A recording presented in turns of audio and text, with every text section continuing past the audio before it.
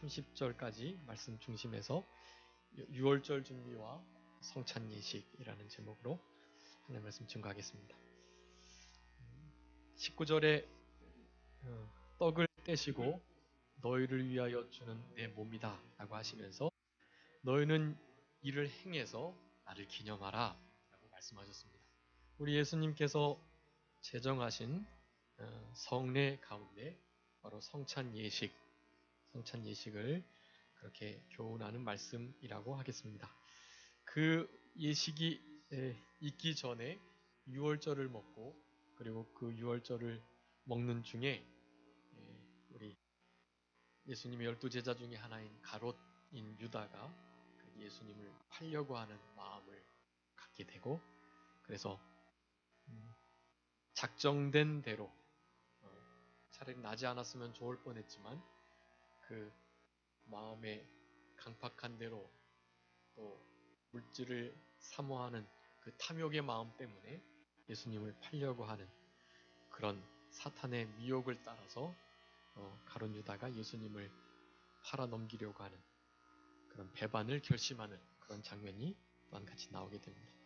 오늘 본문을 통해서 우리가 받아야 할 중요한 교훈 가운데 하나는 우리 예수님께서 이제 곧 목요일 저녁 그리고 금요일 새벽 그때 이제 잡히시게 되는데 그렇게 잡히시기 전에 오늘 본문과 같은 유월절과 성만찬, 성찬 예식을 거행하셨다는 이 사실을 통해서 우리의 신앙생활에 이 유월절과 그리고 성찬 그 예식이 얼마나 중요한 위치를 차지하나에 대해서 다시 한번 깊이 이렇게 생각하는 그런 시간이 되어야만 합니다. 우리가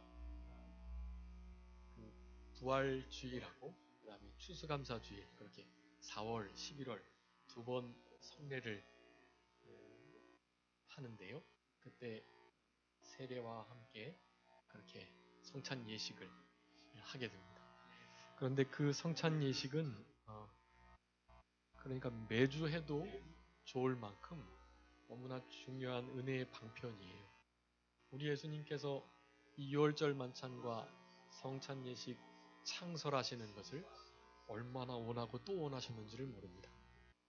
제자들에게 비로소 예수님의 살과 피가 어떤 의미인지를 분명히 가르쳐 주시는 그런 중요한 때이었기 때문에 그 유월절 만찬과 성만찬이 얼마나 우리 신앙생활에도 중요한가를 늘 기억하시고 그것을 영적으로 기념하실 뿐만 아니라 실제적으로 그와 같은 은혜의 방편이 교회 안에서 거행될 때 그 가운데 믿음으로 깊이 참여해서 하나님이 주시는 큰 은혜와 복을 또 회개와 참된 사죄의 은총을 경험하시는 그런 성찬 예식이 되셔야만 하겠습니다.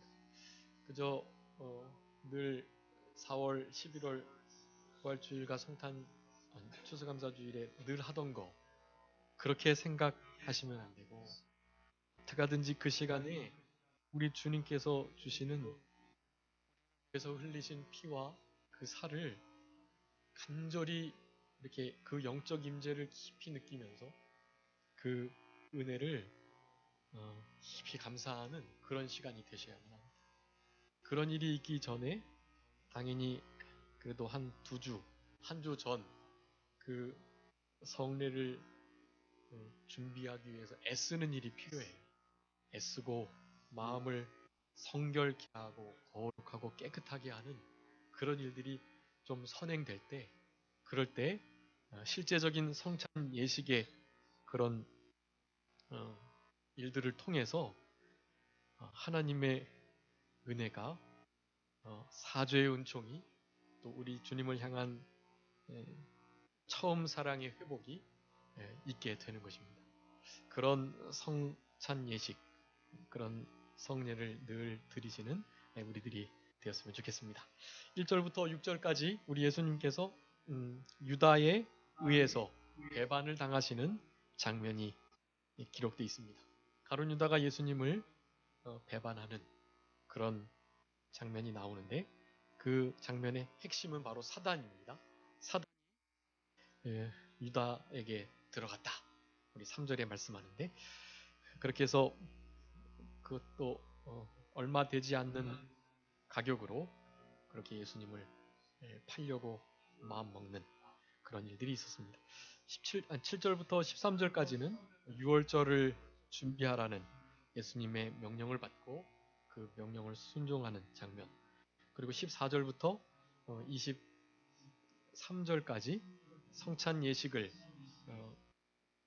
창설하시는 그런 너무 중요한 장면이 나오게 되고 24절부터 30절까지는 천국에서 큰 자가 어떤 자인가에 대해서 말씀하고 계시는데 누가복음 아닌 다른 공관복음과 또 요한복음에서는 조금 이렇게 다른 사건들을 전으로 기록하는 것을 볼 수 있습니다.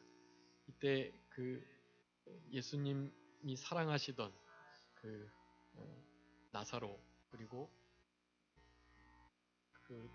그 집에서 그렇게 식사를 하실 때 우리 마리아가 와서 향유를 붓는 그 사건이 그렇게 동시에 기록되어 있는데요. 원래 그 사건은 지금 누가복음 22장은 목요일쯤 예수님이 예루살렘에 입성하신 지 사흘 정도 뒤의 일이고 그 전 입성하시기 전 그러니까 주일날 입성하시기 바로 전 토요일날 사실은 그 베다니 마리아의 집에서 그와 같은 향유를 부은 사건이 있었습니다. 그런데 다른 기자들은 그것을 오늘 본문의 이 유월절 만찬과 함께 그렇게 기록하는 것을 볼 수 있습니다. 그 사건 이후에 큰 자, 작은 자에 관한 그런 말씀들을 하고 예수님께서 그렇게 제자들 가운데 유다를 두시고 유다가 사탄의 꾀임을 받아서 예수님을 팔려고 하는 그 이유가 바로 탐욕 때문임을 그 기름 붓는 사건을 통해서 교훈하려고 하셨던 것임을 우리는 생각해 볼 수 있습니다. 그러니까 마리아는 300데나리온이나 되는 그 향유를 예수님께 마치 허비하는 것처럼 부었는데 그 돈깨를 맡았던 가룟 유다는 그 돈을 보고 어떻게든지 자기가 좀 취할 수 있었던 좋은 재료였는데 그렇지 못한 것에 대해서 분하여서 도리어 마리아를 책망하면서 내가 어떻게 이것을 팔아서 가난한 자들에게 줬으면 좋았을 뻔했는데 이것을 이렇게 허비하느냐라고 책망하는 장면이 나옵니다. 가룟 유다의 마음을 단적으로 드러내는 것이다라고 할 수가 있겠는데 그와 같은 사건 이후에 이렇게 베드로의 부인할 것을 이야기하기 전에 제자들 사이에서는 여전히 메시아관이 바로 되어 있지 않기 때문에 누가 크냐에 대한 변론을 하는 것에 대해서 누가가 기록하고 있는 것입니다.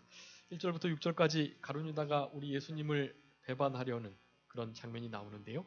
6월절이라는 무교절이 가까웠을 때 있었던 일이다라고 합니다. 그래서 이것은 날짜를 계산을 해보면 이것이 곧 6월절을 지내는 제7일 토요일 3일 전, 이틀 전 목요일이 된다라고 하겠고 이 목요일 날 이와 같은 일이 있었음을 그렇게 시간적으로 알려주는 것이다라고 하겠습니다. 6월절이라 하는 무교절 이것은 곧 6월절과 무교절을 같이 부르는 것인데요. 6월절 시작부터 무교절 첫 시작으로 보고 무교절은 거의 3주간 이상 지켜나가는 그런 긴 절기라고 할 수가 있습니다. 그래서 그런 절기의 시작을 6월절로 보게 되는 것이고 그 두 절기를 동일하게 보는 이스라엘 백성들입니다. 2절에 대제사장들과 서기관들이 예수를 무슨 방책으로 죽일고 연구했다라고 말씀하고 그렇게 연구할 수밖에 없었던 것은 교묘하게 죽여야 하기 때문에 왜냐하면 예수님을 아주 위대한 선지자로 알고 있었고 그 예수님께서 그리스도이심을 메시아이심을 많이 증거하셨기 때문에 그들 가운데 예수님을 진짜 우리가 기다렸던 그 그리스도가 아니냐 하는 마음을 가지고 상당히 기대하는 그런 일들이 있었습니다. 그래서 세례 요한이 메시아인 줄 알았지만 본인이 아니라고 분명히 했기 때문에 세례 요한은 죽였는데 세례 요한과 같은 능력을 가진 자가 또 일어남으로 세례 요한이 살아난 게 아니냐라는 그런 소동도 있었고, 그래서 사역들을 점점 살펴보니 이 대제사장 서기관 바리새인들 또 열심당원들 헤롯 당원들 이러한 이들은 그 예수를 죽이지 않고는 결코 자기네들의 이기적인 유익들을 취할 수 없는 그런 일들이 있을 수밖에 없기 때문에 아무래도 이분을 죽여야 되겠다, 이 사람을. 그런 마음이 가득했었고, 그렇지만 그것을 함부로 할 수 없었던 것은 백성들은 그가 그리스도인 줄 알고 있었던 것입니다. 십자가에 못 박혀 죽으시는 그리스도가 아니라 정치적으로 이스라엘을 로마의 압제로부터 해방하는 그런 그리스도로 알고 있었던 것입니다. 병 고치시니까 병들어도 괜찮고 오병이어로 5천 명이나 먹게 하니까 뭐 굶을 일 없고, 심지어는 죽은 자도 살리시니까 걱정 없다. 그리고 저런 바다를 잠잠케 하는, 파도를 조용하게 하는, 강풍을 그냥 그치게 하는 그런 능력, 권세 있는 능력을 가지신 분이시기 때문에 당연히 로마로부터 우리를 건져주시겠다, 그런 마음이 그들 가운데 있었고, 특별히 이런 절기에는 그 예수님의 말씀을 드리려고 하는 무리들이 더 많이 모였고, 그렇기 때문에 예수님을 그렇게 함부로 죽일 수가 없었던 것입니다. 사람을 두려워하게 되면 올무에 걸릴 수밖에 없습니다. 우리는 누구만 두려워해야 된다 그랬죠? 하나님, 사람의 그 영을 동시에 지옥에 던지실 수 있는 그분을 우리는 두려워해야만 합니다. 그 외에 누구도 두려워하시면 안 돼요. 이 정치 지도자들인 이 대제사장과 서기관들, 그 전까지는 이제 바리새인들, 사두개인들, 주로 율법사들이 예수님께 접근했는데, 그들은 주로 더 종교 지도자적인 그런 위치에 있었던 자들이고, 이 대제사장들, 서기관, 이들은 종교 쪽보다는 더 정치에 가까운, 그러니까 이스라엘 백성들의 사회와 정치 전반의 일들을 그렇게 다루는 그런 대표자들이라고 하겠습니다. 그러니까 이제 정치하는 이들이 우리 예수님을 더 이상 가만둘 수가 없었던 것을 말씀하는 것입니다. 그들이 예수님은 두려워하지 않고 사람을 두려워했기 때문에 어떻게 죽여야 할까라는 방책을 강구했다라는 사실입니다. 악한 자들은 악한 부분에 아주 꾀가 있어요. 우리나라에도 이제 점점 수사하는, 범인을 잡는 시스템이 발전되고 있지만, 그 범인들을 잡는 수사의 도구나 방편이 이렇게 날로 발전하는 것보다 적어도 2배 내지 3배 이상 범죄자들의 그 범죄의 수준이 사실은 더 높아지는 것입니다. 그러니까 우리가 이 범죄자들을 잡는 그런 이들의 어떤 기술이 범죄자들을 따라갈 수가 없어요. 그래서 점점 세상은 악해질 수밖에 없습니다. 이 서기관과 제사장들이 예수님을 죽일 방책들을 강구할 때 사실은 여러 가지 묘책들이 있었을 것입니다. 근데 그 묘책 가운데 하나가 분명히 그랬던 것이에요. 예수님의 12 제자들 가운데 어떤 한 명을 꼬셔서 예수님을 어떻게 잘 유인해서 혹시 죽일 수 있지는 않을까, 그런 생각을 그들이 해 보았을 것입니다. 이 뒤에 그 기뻐하는 것을 보면 그런 일들이 있었음을 짐작해 볼 수가 있는 것입니다. 3절에 보니까 12 중에 하나인 가룟인이라고 부르는 유다가 있었는데 그에게 사단이 들어갔다라고 말씀합니다. 그 사단이 들어간 유다가 대제사장들과 군관들에게 가가지고 넘겨질 방책을 의논했다라고 말씀합니다. 그 의논을 듣고 기뻐해서 돈을 주기로 언약하고 유다가 그것을 허락하고 예수를 무리가 없을 때에 넘겨줄 기회를 찾기 시작했다라고 말씀합니다. 악한 이들의 예수님을 죽일 방책을 찾는 그 괴계하고 바로 이 유다의 사단이 들어가서 그 마음이 예수님을 배반하려고 하는 그 때가 딱 맞아가지고 그렇게 기뻐하고 돈을 주고받고 허락하는 일들이 있었다라는 사실입니다. 아마 그들이 그런 일들을 충분히 계획해 볼 만했고 유다가 마침 자신들을 찾아왔기 때문에 너무나 일이 순적하게 이루어져 가게 되었던 것입니다.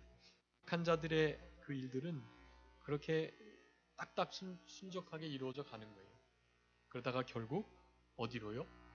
지옥으로 가게 되는 것입니다. 그때 브레이크가 걸리고 이것이 아닌가 하면서 그 범죄의 시간이 늦춰지고 그러면 회개의 기회를 잡게 되는 것인데 탁탁 맞아가기 때문에 결코 거기서 빠져나올 수 없는 그런 상태에 있는 것입니다. 우리 하나님의 유기, 내버려 두심이라고 할 수가 있겠고 이런 상태에 우리는 빠지지 않도록 특별히 우리가 음녀에게 넘어가는 것은 저주받은 자다라고 자문에서 표현하고 계시는데 그런 자리에 놓이지 않도록 우리는 깨어 근신하며 자기를 지키며 삼가 조심하면서 그렇게 우리 예수님의 재림을 사모하며 신천신지를 기다리고 바라는 그런 우리들이 되어야만 할 것입니다. 여기 사단이 들어갔다라는 표현을 쓰고 있는데 요한복음에서는 좀 더 단계를 나누고 있어요. 먼저 예수님을 팔 생각을 넣어줬다. 그리고 다음에 예수님 유다에게로 사단이 들어갔다. 그렇게 표현을 하고 있습니다. 여러분이 사단이 우리 속에 역사하는 것이 꼭 같습니다. 처음에는 우리에게 생각을 넣어주는 거예요. 그 생각과 마음이 같이 하나로 작용이 되는데 세상에서 만물 중에 가장 부패한 것이 우리 마음이기 때문에 우리 마음이 정과 욕심이 십자가에 못 박혀지지 않은 때에는 이 마음이 너무나 부패하고 또 악한 꾀에 사로잡혀 있기 때문에 그 생각들과 마음이 이 사탄의 미혹을 받기 아주 좋은 그런 상태에 늘 있다라는 것을 우리는 알아야만 합니다. 그러니까 무릇 지킬 만한 것보다 무엇을 지키라고요? 마음을 지켜야 하는 것이에요.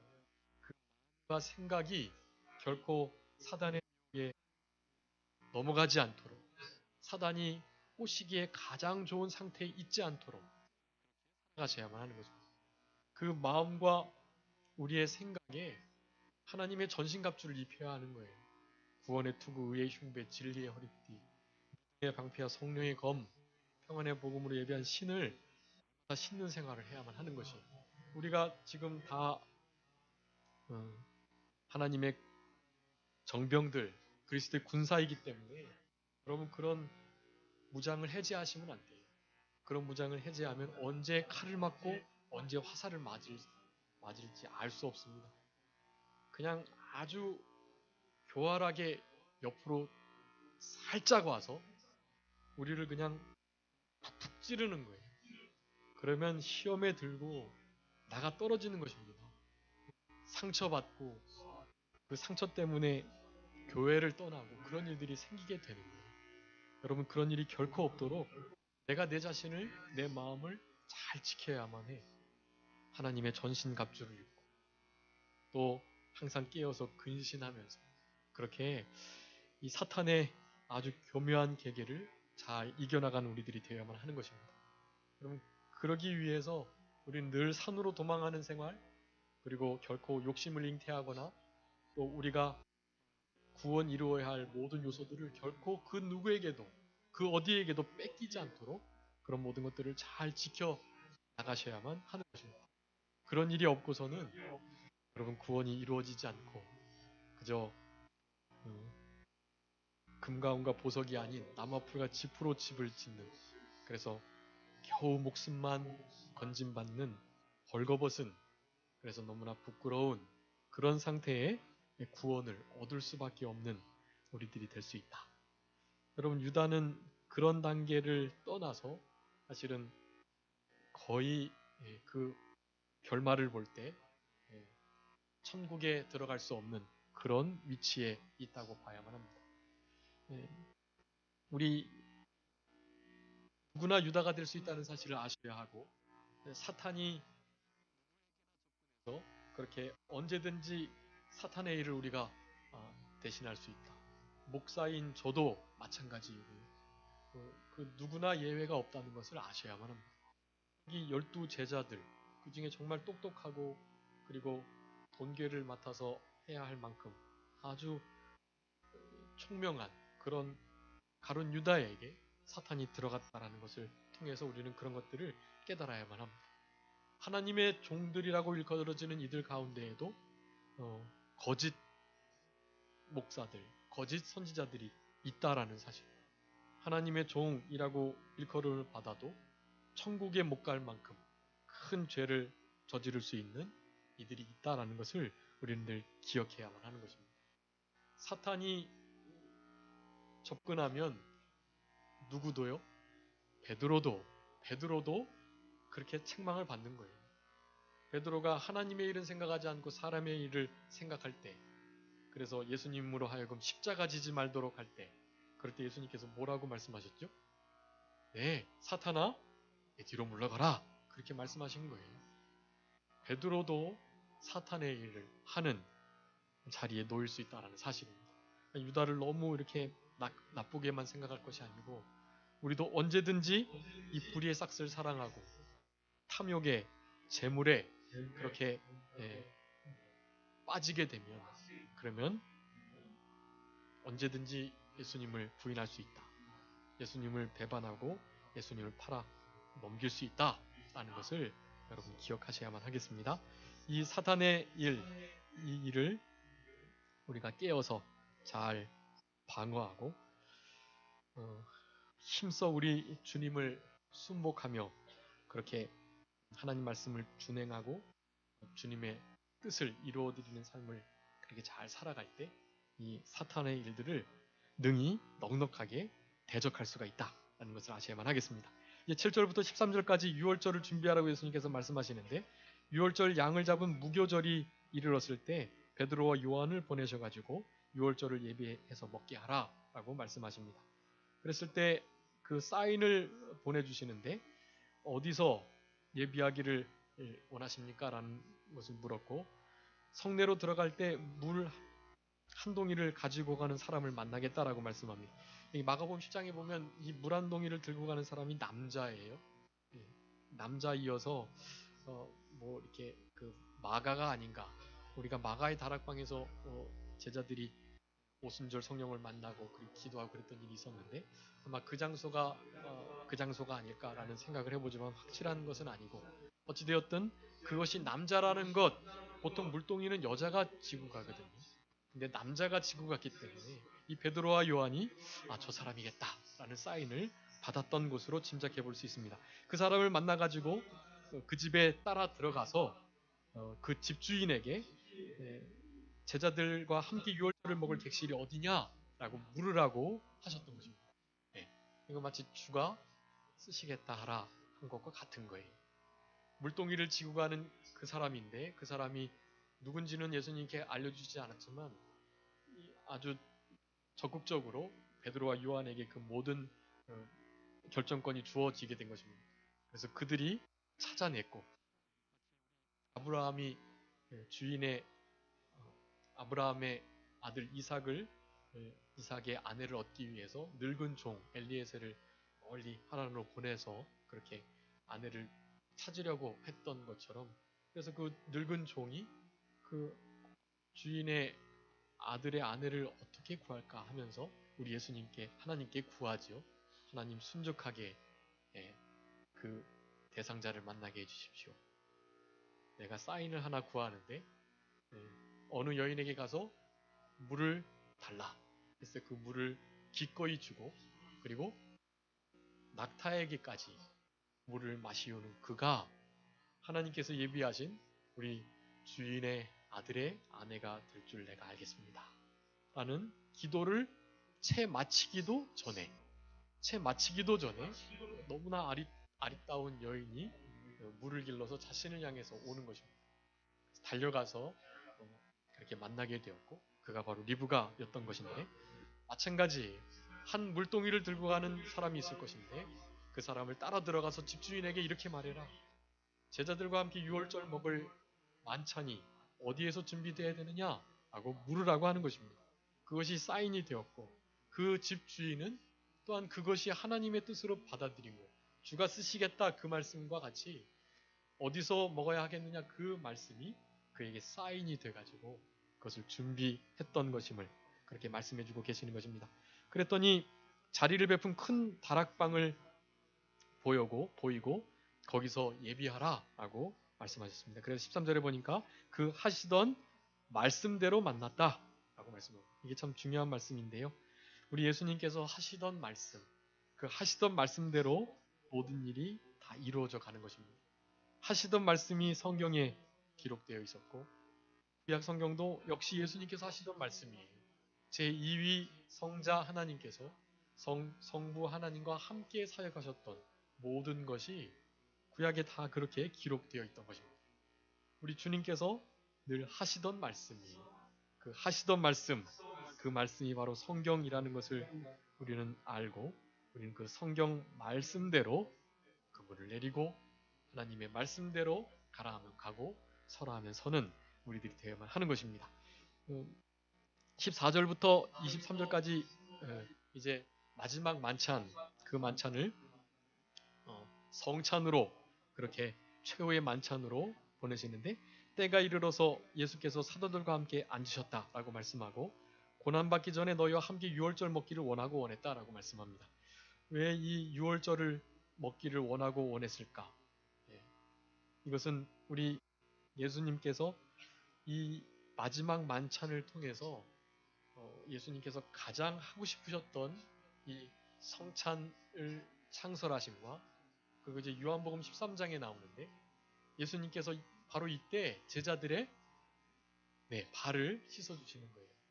그러면서 선생인 내가 너희들의 발을 씻었으니까 너희들도 이렇게 낮아져서 겸손히 서로의 발을 씻기라 라고 말씀하시고 그 13장 후반부에 바로 예수님께서 원하시는 최고의 계명 그리고 마지막 계명 예수님께서 그렇게 유월절 만찬을 드시고 또 드시기를 원하셨던 바로 그 말씀을 거기서 하고 계시는 것입니다. 무슨 말씀이죠? 가장 마지막 말씀 요한복음 13장 한번 읽어주세요.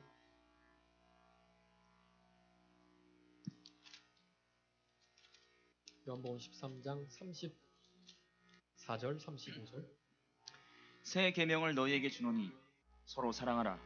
내가 너희를 사랑한 것 같이 너희도 서로 사랑하라. 너희가 서로 사랑하면 이로써 모든 사람이 너희가 내 제자인 줄 알리라. 아멘.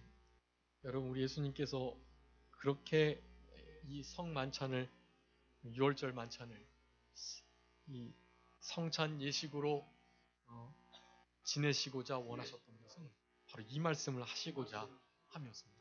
새 계명을 주시려고 했던 새 언약을 피로 맺으시고 예수님의 살과 피로 새 언약을 맺으시고 그것을 성찬 예식으로 창설하신 다음에 거기에 핵심적인 내용은 내가 너희를 사랑한 것처럼 너희도 서로 사랑해라 라는 것입니다.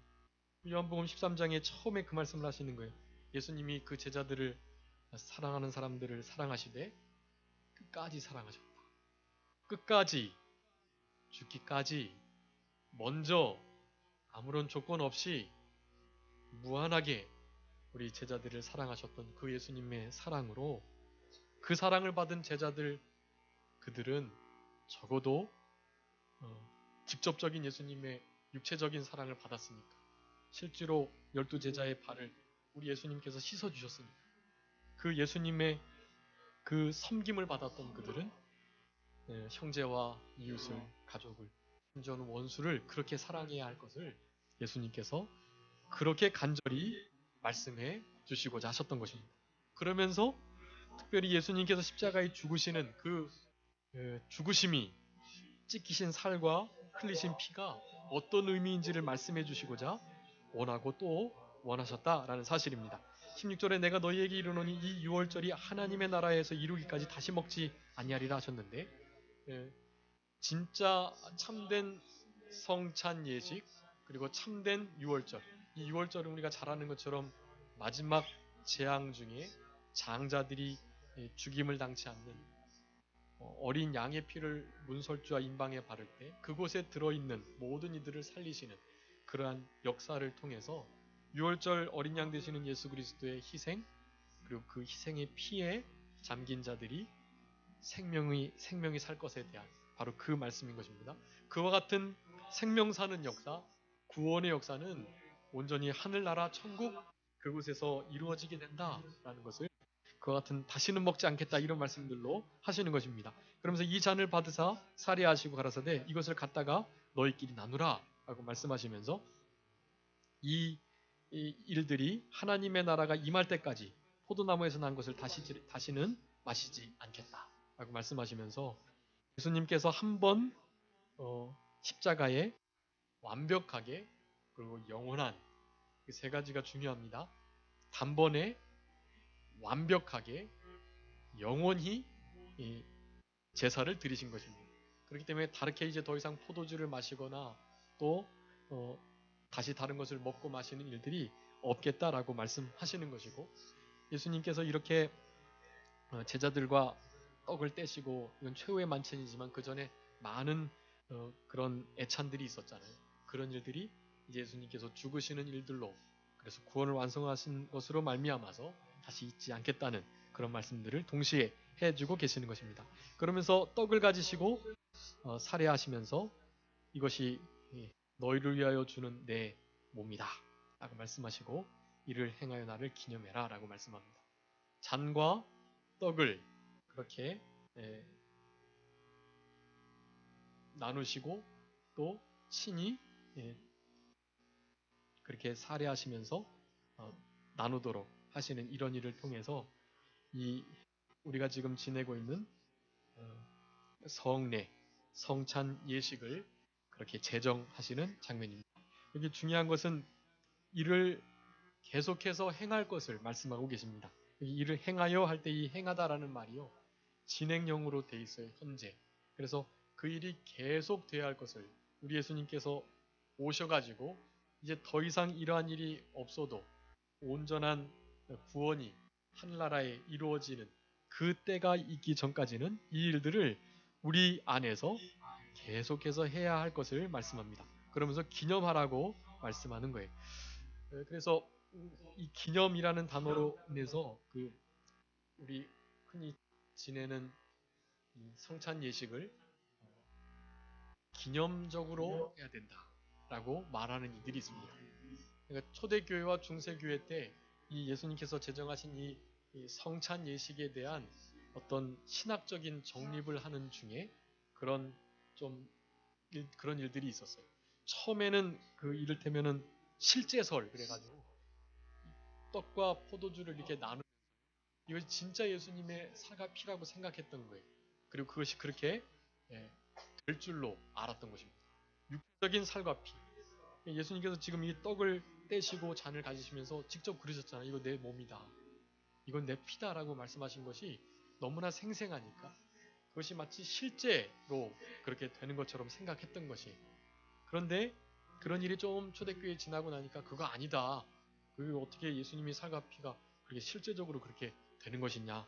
그럴 수 없고 그냥 상징일 뿐이다 라고 말하는 상징설이 나타나게 된 것입니다. 그래서 실제설, 상징설 이런 것이 초대교회 주류를 이뤘어요. 근데 그 대부분이 둘이 나뉘지 않고 그 두 개가 함께 가는 그런 의미였습니다. 근데 이제 그런 것들이 진해지다가 성경이 완성되고, 여기 분명히 기념하라는 이런 단어를 통해서 이 중세 시대에는 기념설이라는 것이 나오게 됩니다. 기념, 그냥 사건의 일환이다. 그것이 실제도 아니고 또 무슨 상징을 나타내는 것도 아니고 그냥 사건의 일환으로 우리가 그것을 그냥 단순하게 기념하면 된다라고 말을 했던 것입니다. 그런데 그것이 아니다고 특별히 카톨릭에서 주장을 하면서 화채설이라는 성찬 예식의 신학이 나오는 거예요. 화채설. 그러니까 그것이 변해진다는 것입니다. 이것은 떡이 맞고 포도즙이 맞는데 그것을 우리가 믿음으로 먹을 때 그것이 실제로 예수님의 살과 피로 바뀐다. 그렇게 믿는 거예요. 지금 캐톨릭에서는 그렇게 믿고 있어요. 화채설이 카톨릭의 성찬 예식에 관한 아주 정당한 신학입니다. 근데 그것은 당연히 잘못됐죠. 그렇게 변하는 것이 아니에요. 예. 그래서 이 화채설과 기념설을 동시에 이렇게 섞은 그 설이 하나 있습니다. 그것이 바로 공제설인데요. 공제설. 이 공제설은 루터가 주장한 거예요. 이것은 그저 사건만도 아니고 변화되는 것도 아니고 예수님의 인격이 바로 그 예식에 함께한다 그런 의미예요. 근데 그것도 사실은 맞지 않습니다. 예. 화채설도 기념설도 공제설도 다 맞지 않아요. 실제설이나 상징설도 다 맞지 않죠. 기념설이 그 성경에 있는 그대로 많이 비슷하긴 하지만 그냥 그저 사건으로만 생각하는 것이기 때문에 그것도 옳지 않습니다.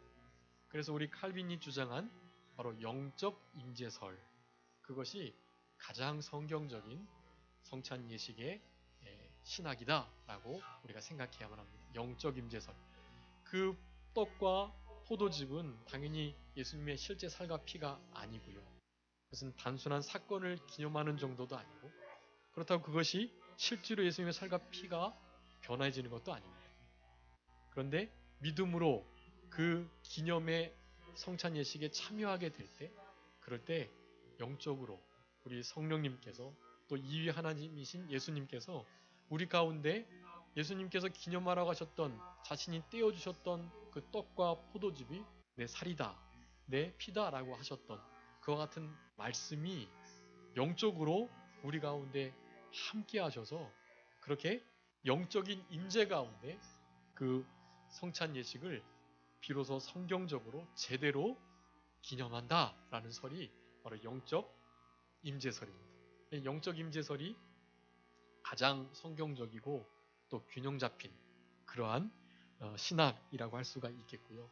영적 임재설은 비단 성찬 예식에만 있는 것이 아니고 우리 성도님들께서 성경을 펴셔서 성경 말씀을 읽을 때 그 말씀이 육신이 되어서 이 땅에 오신 예수님, 로고스이신 바로 그분이 우리에게 직접 말씀하시는 것으로 성경을 볼 때에도 그 말씀이 들려지는 것입니다. 다은 영적 임재를 통해서 하나님의 말씀으로 이 활자화된 문자들이 그렇게 들려지는 거예요. 그래서 이것을 하나님의 말씀이라고 합니다. 말씀. 하나님의 책, 그저 그렇게 말하지 않고 하나님의 말씀이라는 것이 들리는 거잖아요. 들리는 거. 그러니까 마치 오디오를 튼 것처럼, 뉴스를 튼 것처럼 그 말씀을 읽을 때에도 들려진다라는 의미가 있는 거죠. 영적인 하나님의 임재로 그 말씀이 우리에게 읽지만 들려지고 깨달아지고 성령님께서 깨닫게 하시고 생각나게 하시는 그런 영적인 임재의 역사로 말미암아서 우리가 하나님 말씀을 누구에게 배우지 않아도 기름 부으심이 있기 때문에 그렇게 깨달아지기도 하고 말씀을 읽을 때 눈물을 흘리며 회개도 하고 그렇게 우리를 위해서 주신 그 큰 은혜와 복을 생각하면 너무나 기쁘고 감사하고 나중에 있게 될 새하늘과 새 땅의 그 세계가 얼마나 상상할 수 없을 만큼 너무나 아름답고 좋아서 빨리 그 땅을 밟고 싶은 그런 마음이 우리 심령 가운데 실제적으로 드는 것입니다. 다 영적인 하나님의 임재로 말미암는 성령님의 감동과 감화, 교통하심의 역사로 말미암는 신앙의 일들이라는 것을 우리가 알아야만 하는 것입니다. 이렇게 새 언약을 예수님의 살과 피로 세우셔서 이것을 기념하라고 우리에게 말씀하셨습니다. 그런데 파는 자의 손이 이 상위에 있다. 시편 41편에 있는 말씀을 응하게 하시려고 이와 같은 말씀을 하셨고 사실은 근데 이 다른 공간복음에 보면 이 순서가 좀 바뀌어 있어요. 먼저 이와 같은 일이 먼저 있고 그래서 그 예수님께서 가룟 유다에게 직접 떡을 찍어 주시고 그래서 가룟 유다가 그때에 이제 비로소 사탄이 완전히 이 몸에 들어가서 그 예수님과 함께 제자들과 있었던 그 자리를 벗어 밖으로 나간 장면이 기록되어 있습니다. 나갔더니 밤이었더라 라고 말씀하죠. 그 이후에 사실은 성찬 예식을 우리 예수님께서 거행하셨습니다. 그리고 이제 예수님께서 그와 같은 말씀이 응해져야 할 것을 말씀하시고, 여기 인자는 이미 작정된 대로 가지만, 이게 작정된 대로 간다는 것은 십자가에 못 박혀 죽으셔서 살이 찢기시고 피를 흘리셔야만 할 것을 가리키는 것이고, 그를 파는 그 사람에게는 화가 있겠다.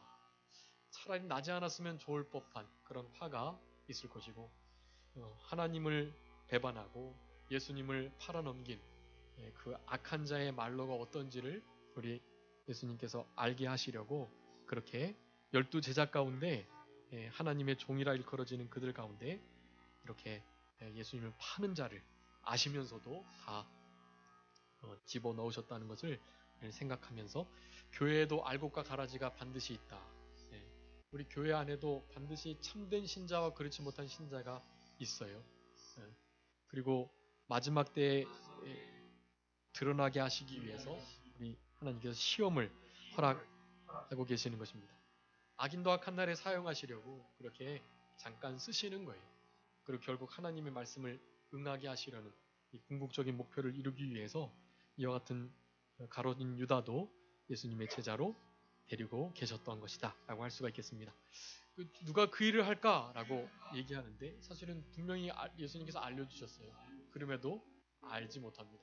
그저 다른 일을 하려고 하는 것처럼 생각하는 일들이 제자들에게 있었던 것. 아직도 예수님의 메시아관이 잘못되어 있고, 그리고 오순절보에서 성령님을 받지 않았기 때문에 참된 진리의 눈이 띄어져 있지 않았기 때문에 이와 같은 상태에 있는 것입니다. 그러면서 이제 24절부터 30절까지 우리 천국에서 누가 큰 자냐에 대해서 그렇게 다툼이 있는 것에 대해서 말씀합니다. 누가 큰 자입니까? 한마디로 말하면 섬기는 자가 큰 자입니다. 그래서 우리가 나중에 10고을, 5고을 다스리는 권세 받죠. 그 권세는 다른 권세가 아니에요. 다르게 권세를 누리고 권세를 부리고 하는 권세가 아니고, 천국에는 그런 개념이 없어요. 그곳에서도 동일하게 얼마나 많이 섬기냐에 따라서 많이 섬긴 자가 많은 하나님의 상급을 받는다는 의미를 고울 권세로 말씀하고 계시는 것입니다. 큰 자가 젊은 자이고 또 섬기는 자가 두목이 된다라고 말씀하는데, 으뜸이 되고자 하는 자, 섬기고 종이 되어야 된다. 그렇게 우리 예수님께서 계속 말씀하셨던 것들을 기억하면서 우리는 어떠한 일이 있든지 섬기는 자리에 있도록 해야만 합니다. 섬김을 받고 대접을 받으려 하는 것이 아니라 늘 섬기려 하고, 많은 사람의 구원을 위해서 섬기러 오신, 목숨을 내어주러 오신 우리 예수님의 그 십자가의 길을 따라가는 우리들이 되어야만 하는 것입니다. 그런 섬김의 자세로 살아갈 때 하나님께서 예수님께 나라를 맡기신 것처럼 우리들에게도 하나님의 나라를 맡기실 것, 12지파를 다스리도록 하시는 이 권세를 주시겠다고 말씀하시면서, 이 땅에서는 작은 자가 되어도 하늘나라에서 큰 자가 되도록, 제자들은 이 땅에서 큰 자 되도록 하지만 이 땅에서는 큰 자 돼봤자 얼마 못 가는 거예요. 영원한 하늘나라에서 큰 자가 되는 것, 그것이 진짜입니다. 이 땅에서 좀 희생하고 섬기며 그렇게 낮아지는 겸손한 작은 자들이 다 되셔서 하늘에서는 잘했다 칭찬받고 하나님이 원하시는 큰 고을 다스리는 권세를 받으면서 그렇게 하나님 앞에 하나님을 많이 닮은 자로 그렇게 우뚝 서시는 그런 우리들이 되었으면 좋겠습니다. 한 주간도 우리 주님과 동행하시면서 특별히 성찬 예식이 얼마나 우리들에게 중요한 의미인가, 예수님의 살과 피를 또한 기억하시면서 그렇게 한 주간을 살아가시는 우리들이 되었으면 좋겠습니다. 자, 기도하겠습니다. 살아계신 아버지 하나님 감사합니다. 우리를 사랑하시는 하나님께서 우리들에게 마지막 최후의 만찬 속에서 유월절을 준비하시며 성만찬으로 그렇게 성찬 예식을 제정하시고 창설하시는 이 귀한 은혜의 역사를 따라서 오늘날에도 성찬 예식을 거하며 은혜의 방편을 따라 하나님의 그 사랑과 예수 그리스도의 십자가의 피 흘리심과 살을 찢기심을 늘 기억하며 영적으로 임재하셔서 우리에게 구원의 감사와 감격을 회복시키시고 또 그리스도의 십자가의 그 보혈과 뜯기신 살을 먹고 마시는 생활 잘 감당할 수 있도록 이 땅을 그렇게 믿음으로 살아가게 인도해 주시는 우리 하나님의 은혜를 진심으로 감사합니다. 이 유월절을 우리 예수님께서 먹기를 그렇게 원하고 또 원하셨던 것처럼 우리들에게도 그런 원함이 좀 있어서 우리 주님이 원하셨던 것처럼 우리도 좀 주님을 원하고 또 그렇게 유월절 먹기를 힘쓰며 간절히 바라는 그런 심령으로 갈급한 심령으로 살아가는 우리 되게 하여 주시고 우리를 위해서 흘리신 보혈과 또 찢기신 그 살을 늘 생각하면서 예수님의 십자가를 바라보면서 눈물을 흘리며 감사하고 감격하며 주님을 처음 사랑으로 한결같이 끝까지 사랑할 수 있는 우리들이 되게 하여 주시옵소서. 우리 예수님께서 마지막에 제자들에게 세 계명을 허락하시면서 서로 사랑하라고 내가 너희들을 사랑한 것처럼 그렇게 끝까지 목숨을 버리며 사랑하라고 목숨을 버리는 것이 마땅하다고 그렇게 말씀해 주셨사오니 우리 남은 생애 가운데 목숨을 버리면서까지 원수를 사랑할 수 있는 우리 영업계 모든 성도님들의 심령들이 다 되게 하여 주셔서 그런 이들에게 주심하고 약속하신 큰 은혜와 복을 다 받아 누리며 살아갈 수 있도록 주님께서 도와주시옵소서. 하나님 거룩하고 복된 주의 날 오전 시간 오후까지 이렇게 드릴 수 있도록 인도해 주신 것을 감사하옵고 남은 시간도 우리 아버지 하나님이 기뻐하시는 영광을 받으시는 그런 복된 주의 날로 하나님께 온전히 드릴 수 있도록 우리의 마음을 생각을 주장하여 주시기를 간절히 바라옵고 감사하오며 예수님의 이름으로 기도 올리옵나이다. 아멘. 같이 찬송하시겠습니다.